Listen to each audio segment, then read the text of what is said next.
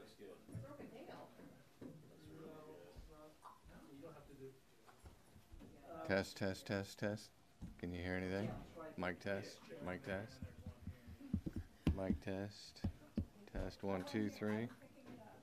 It should be okay. Yeah? Okay. Picking up audio, I think it should be okay. It should, good and luck. will be. It may not be the best quality, but you can hear everyone. Well, if it's line level going into mic level, it's going to be very distorted. How do you explain why it's a bit? And it's mic level going into line level, you won't hear anything. Yeah. Okay. Are you sending her mic level? No, I'm putting in the line level thing to run the mic level.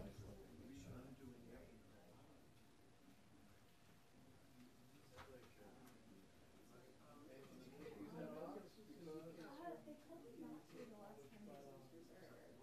No, They AP said that is was not okay. here. AP is not here. They moved it. AP is not here. So what you can do is plug into the podium mic, is where it says podium mic neighbor. That'll be mic level, which will be more towards the, which is podium. No, that's podium line. It should podium mic. Well, actually, yeah, do that. Unless you don't hear anything.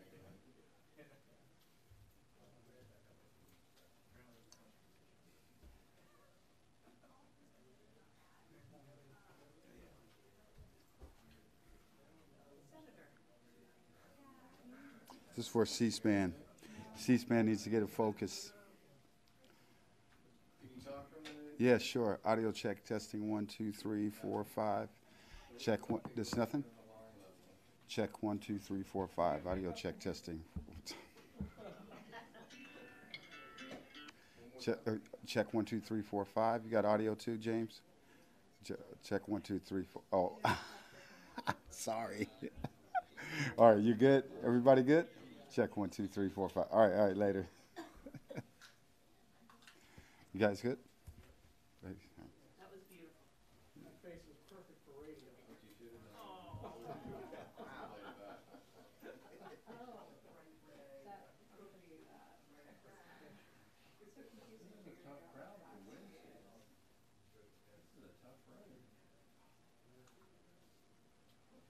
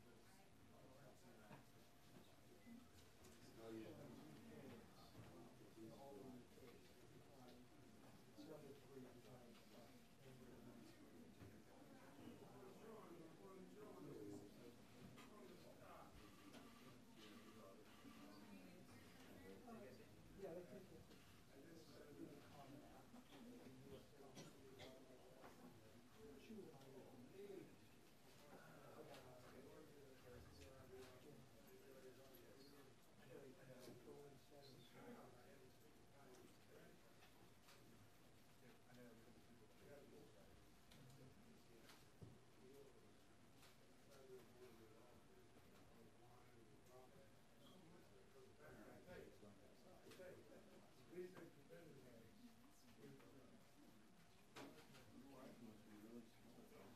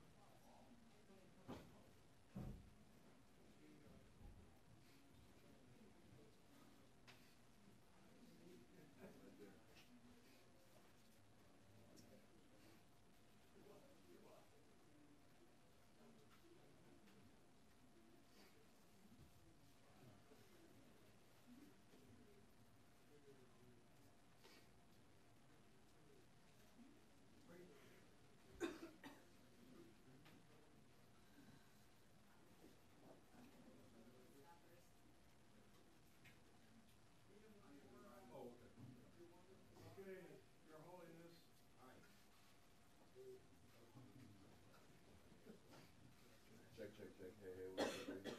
Bullock? Yeah, you're there. Hands up.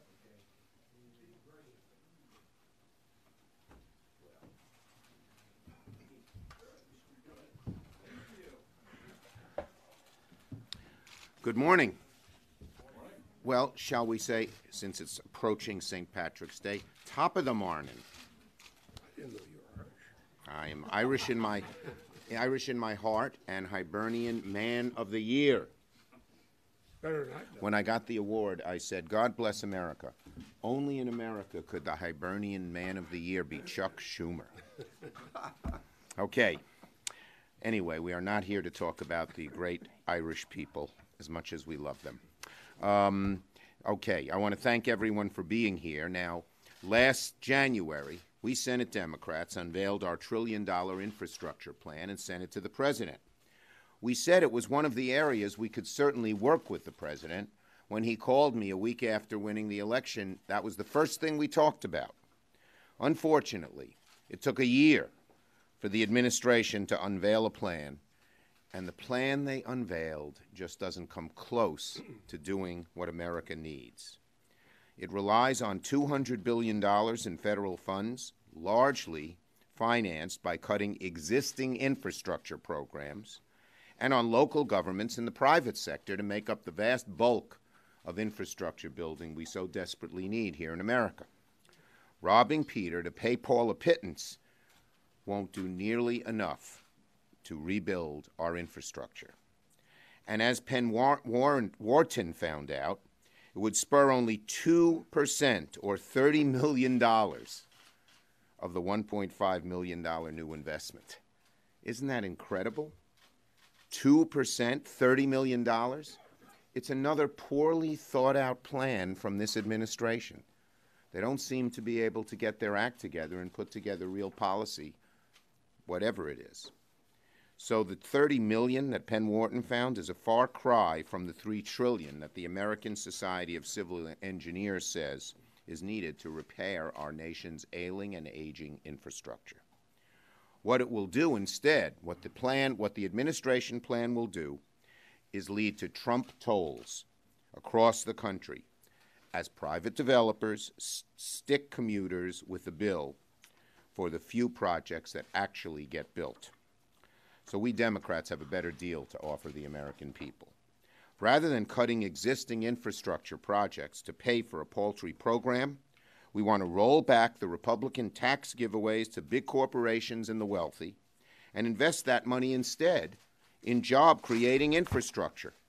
Our plan would do three things compared to the president. First, create many more jobs than the Trump plan. Second, build many more projects than the Trump plan. And third, build the infrastructure America actually needs, not just what Republican donors and private investors can profit from. We're proposing to put the top rate back to 39.6%, restore the AMT for the very wealthiest Americans, restore the 2017 estate tax rules that impact only the very richest families, close the carried interest loophole, and bring the corporate tax rate to 25% to fund $1 trillion in real infrastructure investments. Our plan actually, they don't have it here, but it creates $1.022 trillion of spending for infrastructure for middle-class jobs. Over 10 million middle-class jobs, we estimate, would happen. What will we invest in? Well, we're proposing a truly modern infrastructure plan that would build everything from roads and bridges to schools to airports to high-speed internet and more. This isn't your grandfather's infrastructure plan. In addition to the traditional types of projects we've built in this country, water, sewer, highways, bridges, we're going to build infrastructure of the 21st century, providing $40 billion of universal high-speed internet. Franklin D. Roosevelt said every rural home should have electricity back in the 1930s. We say in the 21st century, every rural home and every inner city home should have high-speed internet. It's a necessity. Only with real direct investment of federal dollars are we going to see the kind of transformational projects that we need built. Only with the kind of investment will rural America see the projects it needs built, because no private developer is going to go to rural America. There's just not enough traffic to pay the tolls. Only with the kind of investment we have will we create the millions of middle-class jobs that we so need in this country. And as we've said from day one, we Democrats want to work with the President and our Republican colleagues on infrastructure, but we want to do it in a real way that actually produces results, not the kind of proposal the President made, which has gone over with a big thud. Not even Republicans are excited about his plan. We hope the President will move away from his plan and come much further in our direction so we can get something real done for the American people. Senator Leahy. Thank you. Thank you, Leader. You know, he's absolutely right in what the leader has said. This, the Trump infrastructure plan falls far short of what's needed to address our crumbling infrastructure. In the Appropriations Committee, there's one thing that has Republicans and Democrats who are talking together and want to do something. We need real investments in road, bridges, and broadband, and especially, as you said, in inner cities and rural areas. But they comes up with an illusory plan to be funded on the backs of working Americans by raising new Trump tolls. The broadband, I remember my grandparents being so excited when they got telephone and electricity 100 years ago at their home in Vermont. Mm-hmm. But this is smoke and mirrors. It's worse than just smoke and mirrors. It's a talking point for the president, but does nothing. His budget, and this is what we're looking at in appropriations, cuts transportation and housing and urban development programs by 29%. We don't need cuts in those programs. We need real investments. In rural America, can you imagine putting toll bridges and toll roads? They're not going to work there. And then these are things where the country has to come together to build. So our $1 trillion investment in the American people and our views, our economy, is part of America's future. It's real investments. It's not flim-flam and fumes. The Trump plan is flim-flam and fumes, and it's not going to go anywhere. We don't rely on Trump tolls. That might help wealthy developers. It doesn't help Americans. Cash-strapped states cannot bear more. We need a real investment. We need a real investment that makes infrastructure what it should be. Not only makes for a better America, a better economy, but it creates a lot more jobs than toll roads might. Thank you. I think next. Senator Wyden. And Senator Sanders is chairing it or ranking member of Budget Committee, so we'll call him next if nobody minds. Yeah. Thank you, Leader Schumer. What we are proposing is to lift America's infrastructure out of disrepair by ensuring that multinational corporations and the fortunate few pay their fair share. Now, last year, Republicans unanimously chose to spend over $1 trillion on slashing taxes for exactly those people and businesses.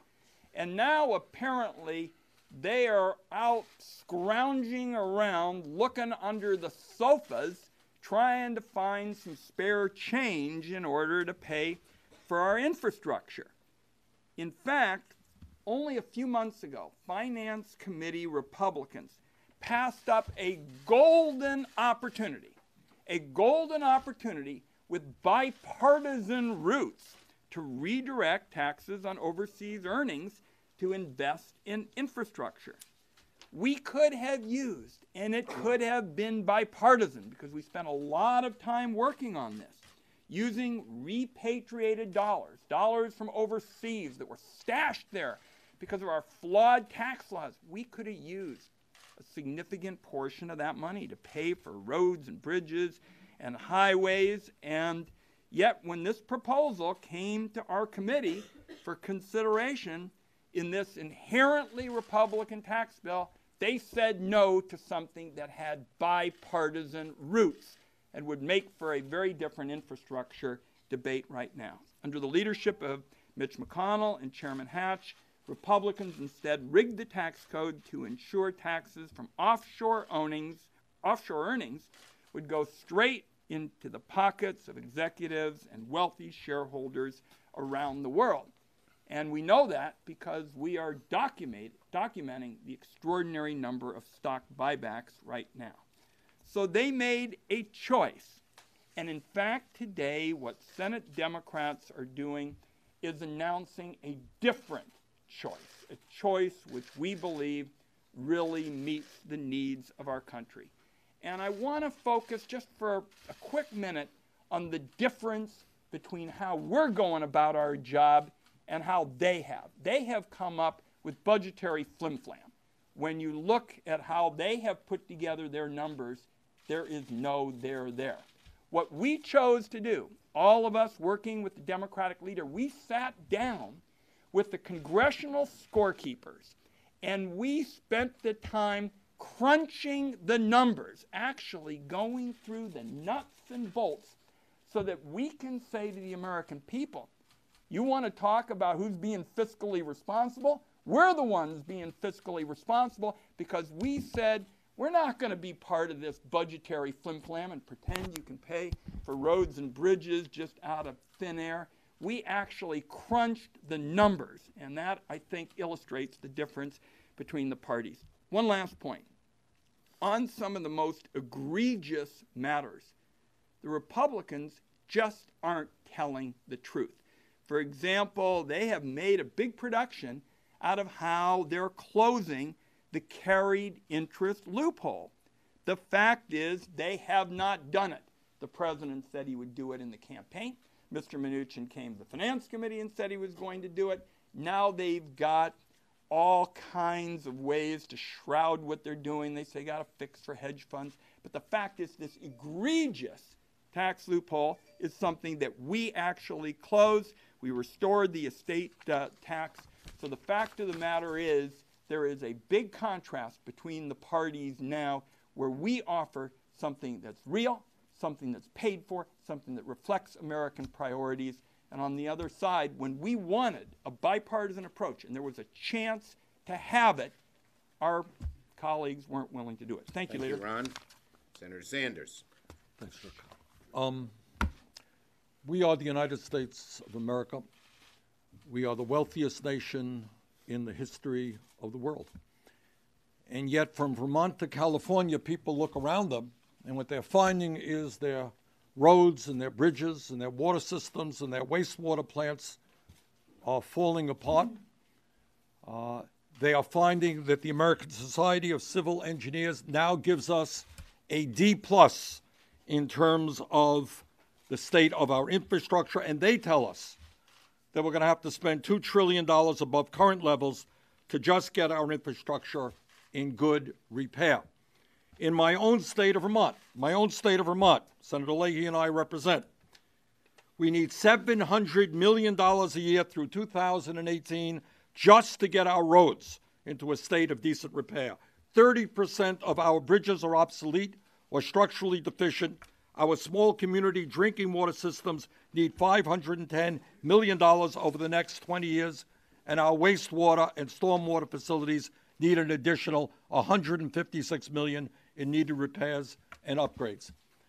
The fact of the matter is that the American people understand, whether they are Republican, Democrat, progressive, or conservative, that in the wealthiest nation in the history of the world, where we used to lead the world in our infrastructure, we are now falling further and further behind many, many other countries.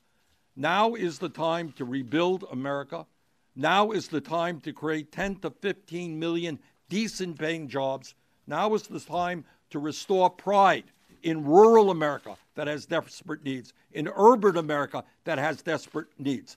Unfortunately, the Trump plan, as you have heard, is a sham. It is a fraud.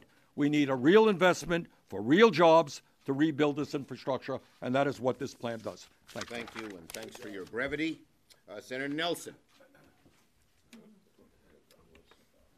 So you see what happens when you don't have bipartisanship? what you have is one party creating a tax bill in our tax writing committee, the finance committee, ramming it down the throat of everybody, excluding the other party from any participation. Oh, would it have been bipartisanship? Because what would have happened in the tax bill is what you're being presented today. The corporate tax would have been cut. It would have been cut substantially, 10 points, from 35 to 25. Reasonable things would have been done on estate taxes. And all of those things would have produced revenue. $1 trillion worth of revenue that then could have been used for infrastructure. My state grows at 1,000 people a day net. We are in so much need of infrastructure, and you can't toll yourself out of this problem. Florida needs an infrastructure bill. Thank you, Bill. Senator Stabenow. Well, thank you. And I'm here because I'm very excited about this plan. I can't think of much that's more important than the idea of creating 15 million great paying middle-class jobs and rebuilding America. And this is great for Michigan. We actually have running jokes that aren't so funny anymore about the roads in Michigan, where certain ones that you drive down, like Mound Road in Macomb County, if you survive it, people tweet out, "I just survived Mound Road one more time." The problem is that you end up paying for all kinds of damage to your tires and axles and so on, and it's not so funny anymore when people are paying thousands of dollars just to try to drive to work. So I'm very excited about this. It's responsible, it's paid for, it creates jobs, it rebuilds America. And I specifically want to speak to the rural provisions that I was so pleased our Agriculture Committee was able to contribute to. I grew up in a little town in northern Michigan, and we have great infrastructure needs, not only for roads and bridges, but water and sewer systems. We also have a need to modernize our ports and waterways, and in the Great Lakes states, that means what's called the Soo Locks, that's up at the St. Lawrence Seaway, that brings the major shipping industry into the Great Lakes.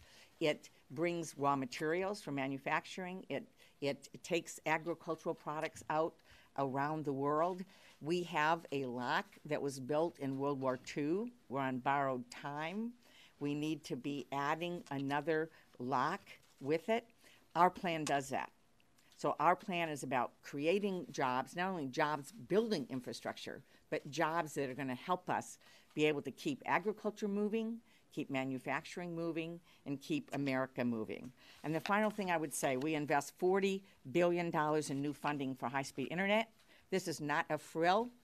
We're talking about basic infrastructure in communities, whether it's the hospital, the school, the small business, the farmer, the student. High-speed internet, which in Michigan right now, about 1 million people don't have access to it, not only in rural areas, but in our inner cities as well. This is about the economy. It's about 21st century infrastructure.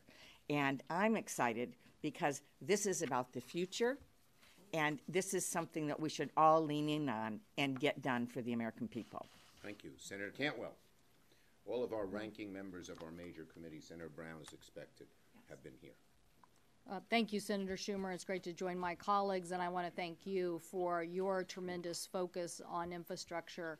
2 years ago, you went very far in discussions within Speaker Ryan on how to finance an infrastructure bill. Yes. And last January, the first thing the leader said was we are willing to work with the White House, and proposed an outline of an infrastructure proposal and asked the White House to make that the #1 priority. Both of those ideas were rejected, and yet Leader Schumer still remains very dedicated to infrastructure, and we appreciate that. It's unfortunate we don't have a White House partner who wants to make infrastructure the major priority it needs to be. The state of Washington and Seattle, I can tell you, needs infrastructure, whether it's transportation, our ports, or our electricity grid. A major investment in infrastructure will grow our economy and create more jobs. We need to upgrade our power lines, build smarter buildings, make an investment in the energy workforce, and to also protect our grid from cybersecurity attacks. We learned from previous infrastructure investment in grid technology, $1 billion of investment created $7 billion in economic output and 50,000 new jobs.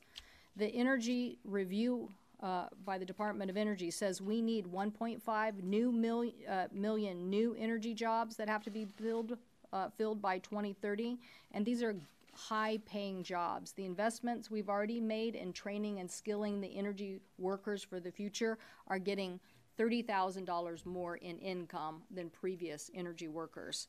So we need to make the investment in the grid and in the energy development to protect a growing internet economy where so much transactions happening online, and we need to protect the United States of America from cyber attacks from state entities such as the Russians by making an investment now and making it a priority. Thank you. Thank you, Senator Cantwell.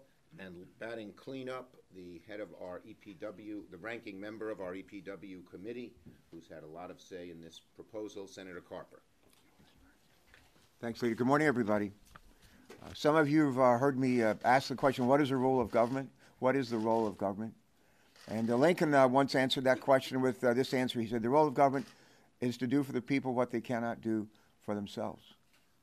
I believe a major role of government is to we don't create jobs in government. What we do is working with others, private sector, state and local government. We create a nurturing environment for job creation. Access to capital, access to decision makers, public safety, water, sewer, transportation. Those are some of the ingredients for a nurturing environment for job creation. When the president was elected and said at his inauguration how important investing in our infrastructure, transportation, roads, highways, bridges, rail, airports, ports, internet, I cheered quietly. But when I saw what they really had in mind, I mourned. I mourned. For years, we have paid for roads, highways, and bridges on a user fee basis. What they propose is to sort of turn that on its head. Instead of the federal government providing roughly 80% of the support for capital costs and across the country for roads, highways, bridges, we're going to ask the state to cover 80% of the cost.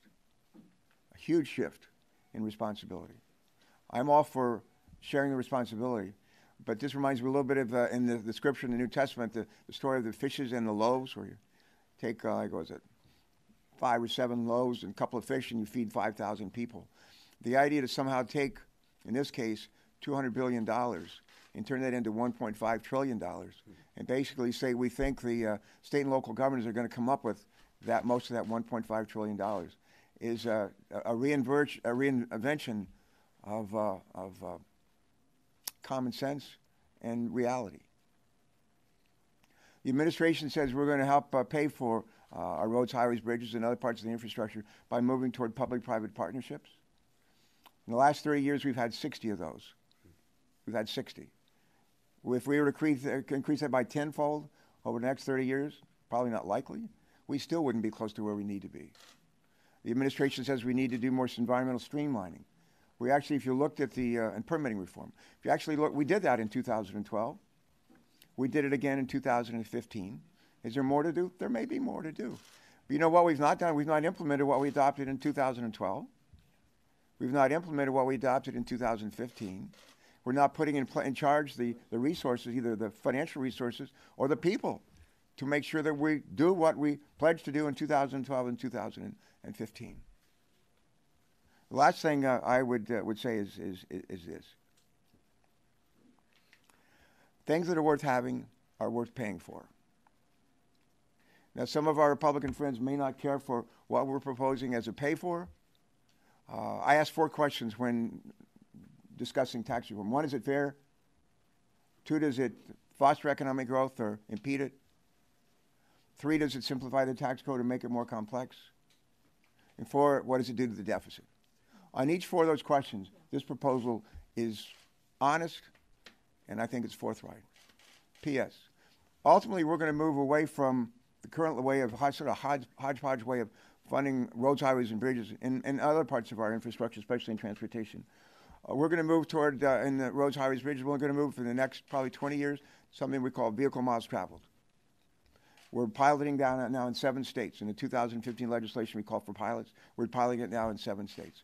And eventually, we'll pilot it for the nation, and eventually that's going to be a big approach. And it may be 20 years, probably will be 20 years till we're there. In the meantime, what do we do? What do we do? And I think the Democrats, under the leadership of this man right here, presented an honest, I think a responsible approach to filling the gap for the next 10, 20 years until we're ready to move to a vehicle miles traveled approach. Thanks very much. Thank you, Tom. Well done. We're ready for your questions on this subject first. Thank you. So, in the context of the tariff proposal, do you see this as an opportunity Good try. to make, do you see it as an opportunity for the U.S., if the President goes ahead with these tariffs, to make the types of steel and aluminum that are needed in infrastructure projects, or that this could adversely affect? Our proposal has very strong Buy America provisions. When the federal government is paying for highways, roads, bridges, power grids, the stuff ought to be made in America. That's federal tax dollars. And Tammy Baldwin has been a leader in this, and her proposal is in our bill. Yes? Democrats have spent the last few months talking about the Republican tax plan as being $1.5 trillion of deficit spending. Right. Your plan is basically proposing to take 2/3 of that deficit spending and just spend it on infrastructure instead of tax cuts. What do you say to that? That it shows some hypocrisy. We have always, throughout the history since Henry Clay, financed, the federal government has financed roads and bridges because the external benefits are far greater.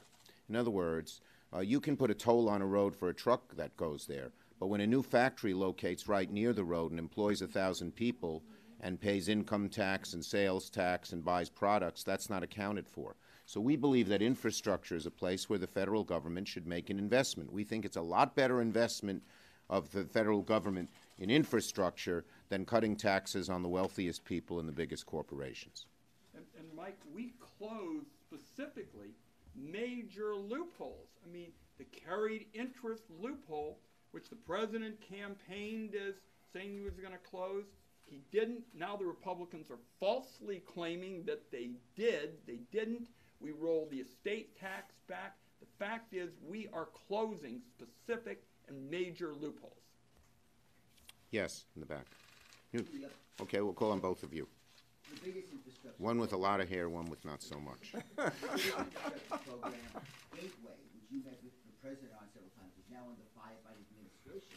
What do you think that they're opposed to Gateway now? And do you think anything's retaliation against you for opposing Trump? Look, I'm not going to get into the politics of it. Gateway is one of the very most important infrastructure programs in our country.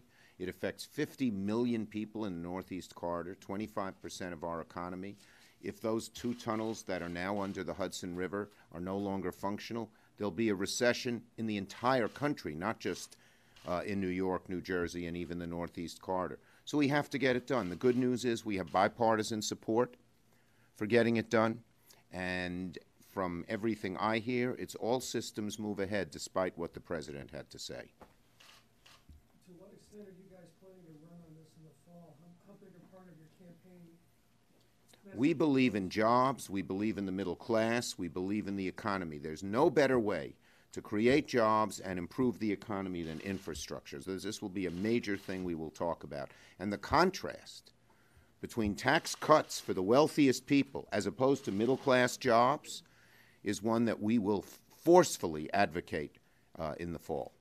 Do you want to say? Yeah, Maria, go ahead. I mean, obviously, we need infrastructure financing to continue to grow. But the fact that the tax bill made affordable housing worse in the United States of America, when we have an opioid crisis and a homelessness crisis, I guarantee you that everyone's going to be talking about the fact that they made it harder harder to deal with this crisis and gave the money away to major corporations. So I wouldn't want to be running, if I was them, in a city or, whether you're in Texas or wherever you are, Nevada, talking about how you passed tax breaks and then made it more expensive to deal with affordable housing.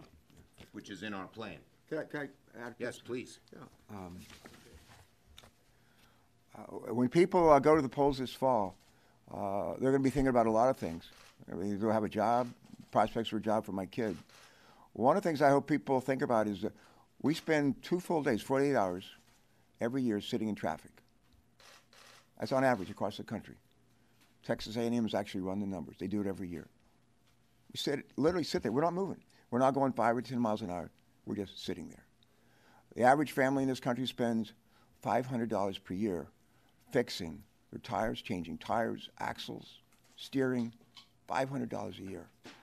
And it doesn't have to be that way. It doesn't have to be that way. I go home on the train just about every night.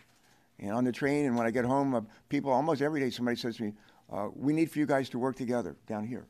They want us to work together. I think most American people think and see one of the ways we could work together are actually to do something about our roads, highways, our bridges, our ports, and airports, and so forth. And there's a way to do it honestly, and there's a way just to pretend that we're doing it. We can't just pretend. We can't just say it's only make-believe. We got to make it real. And I think this makes it real. And as the more people learn about the tax bill, the less popular it's becoming. It had a bump in January. We're now finding in our states the popularity is receding because people are seeing that money is not going to jobs. So the contrast is great. When it goes to stock buybacks that enrich wealthy corporations and the top ends of shareholders, people don't like it. When they hear it increases the deficit, and now Ryan and others are proposing cut Social Security and Medicare, they don't like it. We aim to use this as a contrast. Here's what you can do with that money that really makes a difference to you and makes your life better and creates jobs. So we're very positive about going full steam ahead, showing our plan and the contrast with what the Republicans want to do with the money. It's a loser for them. And apropos of the leader's point, the contrast will also include all the efforts that we made to be bipartisan. The first thing, for example, out of the gate, the leader, our caucus, sent a letter. Basically, the first sentence was, we want a bipartisan bill. We had a big group of moderates who wanted a bipartisan bill. So actually, when you sit down with the number crunchers and do your work, do your homework, then you're really doing what citizens consider to be bipartisanship. So apropos of this fall, not only will we have a sharp contrast between them and us, but we'll be able to say, look at all the missed opportunities, starting with repatriation, where we were for bipartisanship, and they basically opted for partisanship through reconciliation. Last question. Yes. We'll take two. We'll take two. Yeah, they cut it out in the budget. McConnell and some of the other senior Republicans said they've gotten the heads up from Elaine Chao that their states are getting tiger grants. And I wanted to ask how you and other Democrats. Well, I'm all for tiger grants, but in the new budget they propose, they eliminate it. One of the ways they're going to pay for this, robbing Peter to pay Paul, for their infrastructure proposal, is knock out the tiger grants. So I'd ask you to ask what some of our senators, Republican, who are getting tiger grants say about this year's budget. To your constituent, Gary Cohn, leaving the White House, and as somebody who had a reputation for working across the aisle a little bit, Look, does that departure make it harder to get things done with the White House? One of the problems here is the White House is getting hollowed out, and the number of people capable of doing things, doing real things, whether you agree or disagree ideologically, is getting smaller and smaller, and they seem unable to recruit new people to take these jobs. So the kind of mess-ups we've seen this past week, I think we're going to see over and over and over again. The president's erratic style. I didn't vote for Jeff Sessions, but I think it's a symbol to everybody. What he did to his best friend, Jeff Sessions, is don't go work there. And I've heard story after story of capable people in the Gary Cohn mold trying to be recruited by the White House, and no one wants to go. Thank you, everybody. You should, okay, I'll do one or two more. When you you said mess up, Senator, was you referring to the tariffs, or is that a mess up when you referred to mess ups this Well, here's what I think about the tariffs. I said this, I spoke on the floor about this morning. I agree with, I totally agree, wholeheartedly agree with President Trump's instinct to go after China. China's rapacious. They don't play by the free trade rules. They gnaw away every day at our economy by not letting our good products in, by stealing our intellectual property, by buying companies that are good. The trouble is the execution of the plan didn't do what his instincts said do. They caused far more harm to countries that aren't rapacious in their trading, where we benefit from trading. Canada, where we have a surplus, Western Europe. And so they ought to not let all of these academics who just say anytime you try to do anything on trade, it's protectionist. They ought to not let that deter them, but they ought to put together a real plan that works. Last question. Yeah, that's okay. Yeah, I'm not. Specifically, I want to ask you, though, about part of the lawsuit that says the president's personal lawyer has continued his attempts at silencing her, including as recently as February. I'm not going to comment on that issue. We want to stick to infrastructure. Thank you. Good answer.